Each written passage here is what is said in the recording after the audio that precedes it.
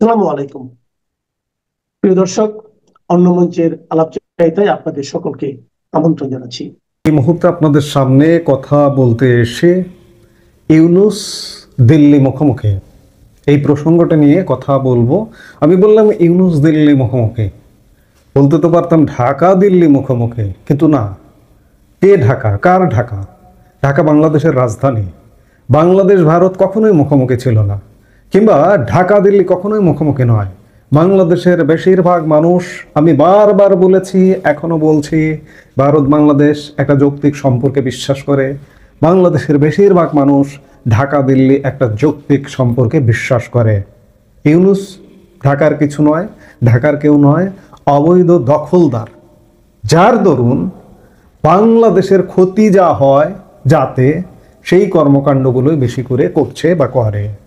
Doctor Yunus এই অবৈধ ক্ষমতা দখলকালেই, প্রাককালেই যদি বলেন, শপথ নেবার প্রাককালেই যখন দেখলেন যে বাংলাদেশ কিছু অংশ, একটি উত্তপ্ত অংশ আছে যে ভারত বিরোধী, সেই ভারত বিরোধী সেন্টিমেন্টটাকে কাজে লাগানোর জন্য শপথ গ্রহণের আগে, এগুলো কথা অনেকবার বলেছি, আবারও বলছি, স্মরণ করিয়ে দিতে হবে বারবার, যে শপথ গ্রহণের আগেই ফ্রান্স থেকে হুঙ্কার দিলেন, প্যারিস থেকে, যে বাংলাদেশ যদি কোনোভাবে আক্রান্ত হয় তাহলে ভারতের উত্তর পূর্বাঞ্চলের রাজ্যগুলো, কলকাতা, কেউ রক্ষা পাবে না। ভারত কি বাংলাদেশকে আক্রমণ করেছিল সেই সময়?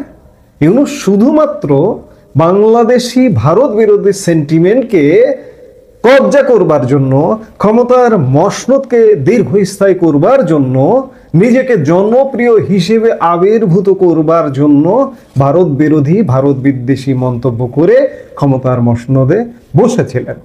এবং ক্ষমতায় বসার পর থেকে ইউনূসের একের পর এক ভারত বিরোধী তির্যক মন্তব্য, যেমন চীনা বিনিয়োগ টানতে গিয়ে উত্তর পূর্ব ভারতের প্রসঙ্গ টেনেছিলেন, আপনাদের মনে আছে নিশ্চয়ই।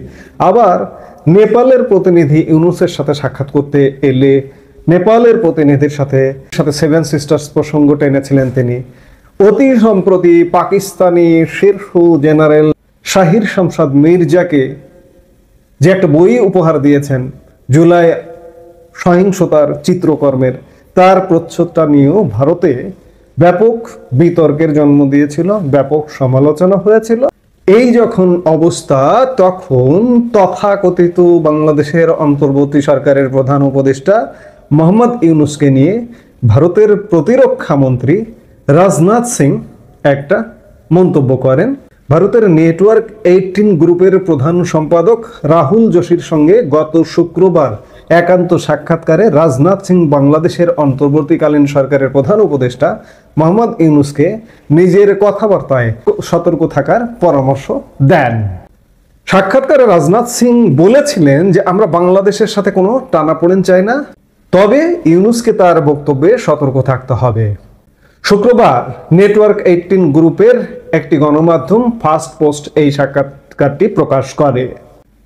আর এই সাক্ষাৎকার প্রসঙ্গে গতকাল রোববার বাংলাদেশের পররাষ্ট্র মন্ত্রণালয় একটি প্রতিক্রিয়া দেখিয়েছে। পররাষ্ট্র মন্ত্রণালয়ের মুখপাত্র বলেন, ভারতের প্রতিরক্ষা মন্ত্রী রাজনাথ সিং বাংলাদেশের সম্মানিত প্রধান উপদেষ্টা অধ্যাপক মোহাম্মদ ইউনূস সম্পর্কে যে মন্তব্য করেছেন তা আমাদের নজরে এসেছে।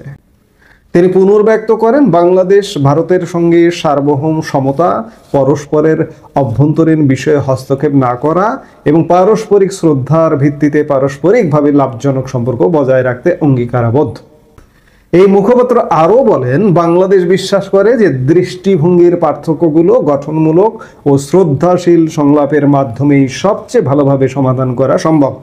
রাজনাথ সিং কিন্তু তার সাক্ষাৎকারে এ কথাও বলেছিলেন যে ভারত বাংলাদেশের সাথে কোনো দ্বন্দ্ব চায় না, একটা সুন্দর স্বাভাবিক সম্পর্ক চায়। আপনি একের পর এক তির্যক মন্তব্য করে যাবেন, আপনার তির্যক মন্তব্যকে সতর্ক করে দেবে ভারত, আর আপনি সেটি নিয়ে প্রতিক্রিয়া দেখাবেন, এটা তো ভারত নিশ্চয়ই স্বাভাবিকভাবে নেবে না বা নেয় না। এবং ভারতীয়রা এটি বলছে যে রাজনাথ সিং যে কথাটি বলেছেন সেটি যথার্থ বলেছেন ইউনূসের জন্য।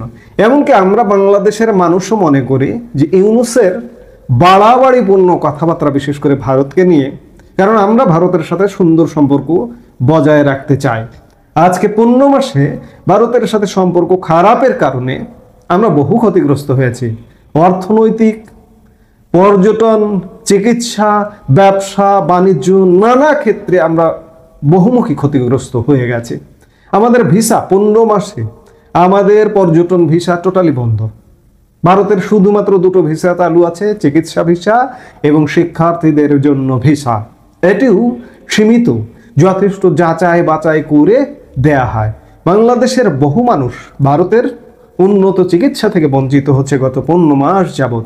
আমরা তো এমনটা চাই না। আজকে ইউনূস দিল্লি মুখোমুখি, বাংলাদেশ ভারত কিন্তু মুখোমুখি নয়। এর শেষ কোথায়? এর শেষ নিশ্চয়ই হতে হবে, ইউনূসের অবসান হতে হবে। ইউনূসের অবসান হলেই কেবলমাত্র ভারত বাংলাদেশ সম্পর্ক উন্নয়ন সম্ভব। এছাড়া কোনোভাবেই এই সম্পর্কের উন্নয়ন আর সম্ভব নয়। ইউনূসের বিদায় হতে হবে। ইউনূসের বিদায় ঘন্টা ইতিমধ্যে বেজে গেছে, সময়ের ব্যাপার। আমরা বলছি, বারবার বলছি, কিন্তু আর কত ভাই? একটা সহ্যের তো সীমা আছে। সকল সীমা লঙ্ঘন করে ফেলেছে ইউনূস। কাজে ইউনূসের বিদায় হতে হবে। ভারত বাংলাদেশ সম্পর্কের মতো বাংলাদেশের নানা ক্ষেত্রে একটা স্টেবল পরিবেশ আসতে হবে, সেটি একান্ত কাম্য। নইলে বাংলাদেশের খুব বড় ধরনের ক্ষতি। বাংলাদেশের পতিত স্বৈরাচার, দুনিয়া কাঁপানো ফ্যাসিস্ট, এবং আমরা যাকে তাড়িয়েছি এবং যিনি আমাদের ভয়ে হেলিকপ্টারে করে ভারতে পালিয়ে গেছেন, 14 মাসও হয়নি এখনো পর্যন্ত, যাকে বলা হয় আমাদের ভিতরে যে ক্ষোভ, এটা প্রশমিত হয়নি এখনো পর্যন্ত। আমাদের রাগ মানে থামেনি। সেই অবস্থায় সেই আমাদের বক্তব্য অনুযায়ী ফ্যাসিস্ট শেখ হাসিনা, তাকে নিয়ে আন্তর্জাতিক গণমাধ্যম যে বাড়াবাড়ি করছে, এতে মেজাজ ঠিক রাখা যাচ্ছে না। ভীষণ রকম অপমান বোধ করছি। এটা কি ধরনের কথা? আমাদের দেশ, আমাদের বাংলাদেশ, আমরা কি খাবো, পরবো, কার সঙ্গে থাকবো, কার নিয়ে রাজনীতি করব, কাকে ক্ষমতায় বসাবো, কাকে তাড়াবো, এটা আমাদের বিষয়। তোমরা বাপু, তোমাদের যদি ভালো না লাগে চলে যাও। তোমাদেরকে কে আসতে বলছে বাংলাদেশে? আমাদের সাথে দরকার হলে ব্যবসা করো, নাহলে করো না। আমরা তো এখন ভারতের সাথে ব্যবসা বাণিজ্য করছি না, সীমান্ত বন্ধ আছে, তাতে আমাদের ঘোড়ার ডিম কি হয়েছে? আমরা দিব্যি ভালো আছি। আবার সীমান্ত বন্ধ থাকার ফলে আমাদের সাথে চীনের কত সুন্দর ব্যবসা বাণিজ্য হচ্ছে, পাকিস্তান থেকে সরাসরি জাহাজ আসছে, আবার জাহাজ ভরে ভরে কত অদ্ভুত অদ্ভুত জিনিসপত্র আমাদের দেশে আসছে। আমরা কি ভারতের জাহাজের জন্য কখনো বসে থাকি? কি মনে করো তোমরা আমাদেরকে? এরকম প্রশ্ন, নানা রকম প্রশ্ন আসছে। বিশেষ করে শেখ হাসিনা মানে যা করছেন, এই ভদ্রমহিলাও কীরকম আছেন, কোথা থেকে এই সমস্ত কানেকশন পান, আর কোথা থেকে এই সমস্ত বুদ্ধি তার মাথায় আসে, এটা আমরা ভেবে পাই না। যেদিন সেই বাংলাদেশের কিংবদন্তির সাংবাদিক, আপনি তাকে টিম সেবাস্তিয়ান, সেই বিবিসির বিখ্যাত সাংবাদিক টিম সেবাস্তিয়ান, তার সঙ্গে তুলনা করতে পারেন। তারপর সিএনএনের সে বিখ্যাত ল্যারি কিং, তার সঙ্গে তুলনা করতে পারেন। এরকম তাও ছোট হবে। তিনি হলেন জনাব খালেদ মহিউদ্দিন, মানে অসাধারণ একজন সাংবাদিক। এরকম সাংবাদিক হাজার বছরে, সাংবাদিকতার ইতিহাস হাজার বছর হয়নি। যদিও মানে এক জামাতের মাওলানা সে ওয়াজে মোহাম্মদ রসুল্লাহ সাল্লাহ ইসলামকে একজন সাংবাদিক হিসেবে তিনি বলার চেষ্টা করেছেন। আমি প্রথমে বলি নাউজুবিল্লাহ মিন জালেক। ওনার কথাও যদি ধরে নেই, 1400 বছর হয়ে গেছে সাংবাদিকতার ইতিহাস। তো এই 1400 বছরে বা হাজার বছরে এই বাংলায় খালেদ মহিউদ্দিনের মতো এইরকম বিরল প্রজাতির, এইরকম অসাধারণ মেধাবী, এরকম সুন্দর, এত সুন্দর স্মার্ট, তার মুখের দিকে তাকালে মনে হয় যেন একটা পূর্ণিমার চাঁদ জল জল করে জ্বলছে। তো এরকম দুনিয়া কাঁপানো বাংলাদেশি সাংবাদিক, তিনি বাংলাদেশে এসে তুইতুইকারি করে শেখ হাসিনাকে গালাগালি করলেন। বললেন ওর সাক্ষাৎকার এখন কে নেবে? কেউ ওকে তো এখন আর পাত্তা দেয় না, ওর সাক্ষাৎকার আমি নেব। তো এই বক্তব্যের মাধ্যমে জনাব খালেদ মহিউদ্দিন তিনি আওয়ামী লীগের সভানেত্রী শেখ হাসিনাকে যতটুকু নামানোর দরকার ততটুকু নামিয়ে ফেললেন। যে তিনি এতটা অসহায়, তিনি এতটা দুর্বল, এবং তিনি এতটা কাঙাল বা কাঙালিনী সুফিয়া হয়ে গেছেন যে কোনবা পথে নিতাইগঞ্জ যাই, এরকম গান দিল্লিতে বসে তিনি গাইছেন আর বলছেন, খালেদ আয় আয় আয়, তুই একসময় আমার চাকর, সেই সালমান এফ রহমান তার চাকর ছিলি, কাজী আজ আল্লাহ তোকে বড় করেছে, তুই এখন দুনিয়ার বাদশা, একটু আয়, আমাকে উদ্ধার কর। তুই যদি আমার সাক্ষাৎকার না নিস তাহলে কি হবে? তুই এখন যেখানে চাকরি করছিস সেই ঠিকানা, সেই পত্রিকার যে মালিক, তুই এখন যার চাকর, শাহিন, শাহিনও তো আমার কর্মী। গত নির্বাচনে শাহিন মনোনয়ন চেয়েছিল আওয়ামী লীগ থেকে, পরে আমি বললাম যে আওয়ামী লীগের দরকার নাই, আমার যেটা কিংস পার্টি আমি করেছি, নাজমুল হুদার যে কিংস পার্টি, সেই কিংস পার্টিতে তৈমুর আলম খলন্দকার আছে, অন্যান্য যারা আছে তাদেরকে আমি বলে দিচ্ছি, তুই গিয়ে সেখান থেকে মনোনয়ন নিয়ে আয়, আমি তোকে এমপি বানাবো। তো সেই শাহিনের কর্মচারী হয়ে তুই যদি আমাকে একটু উদ্ধার না করিস, আমাকে রক্ষা না করিস, আমি কোথায় যাব? মানে জনাব খালেদ মহিউদ্দিন যেভাবে মানে কথাবার্তা মানে বললেন, তাতে মনে হতো যে শেখ হাসিনা আসলে এমনই বিপদে পড়েছেন। আর শেখ হাসিনা তাকে তুই তুকারি করতে পারেন, বলতে পারেন, এর কারণ হলো যে প্রকাশ্য স্ক্রিনে তার সাবেক মালিক জনাব খালেদ মহিউদ্দিনের সাবেক মালিক জনাব সালমান এফ রহমান, তিনি তাকে স্টুপিড বলে গালি দিয়েছেন, ভীষণ রকম একটা গালি দিয়েছেন কয়েকবার, একবার, দুইবার, তিনবার। তো যেখানে শেখ হাসিনার চাকর তার চাকরকে গালি দিতে পারেন, তো সেক্ষেত্রে মালিক হিসেবে, মালিকের মালিক হিসেবে তার একটা বিরাট অধিকার আছে।